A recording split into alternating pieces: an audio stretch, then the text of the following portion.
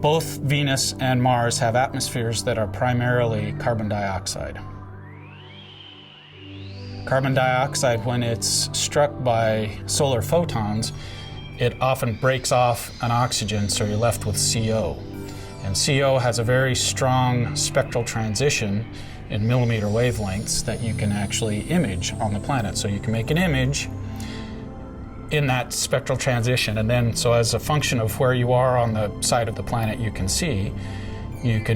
make these maps, which are three-dimensional, truly three-dimensional, because it's two-dimensional on the plane of the sky, and then you're probing down through a vertical profile in the atmosphere. So you'll make maps of both temperature and wind by looking at that transition of carbon monoxide. We can do what we call weather maps of Venus and Mars. From their atmospheric constituents, you can measure winds. So you do Doppler wind measurements.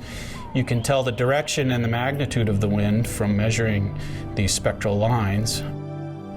And you can do it very fast. So you could do hourly weather maps, which is pretty exciting. For Mars, it's particularly interesting because we would like to understand where the water goes. And to understand that, you need to know temperatures in the atmosphere and the wind patterns around the planet, because that will tell you essentially where the water is going to go.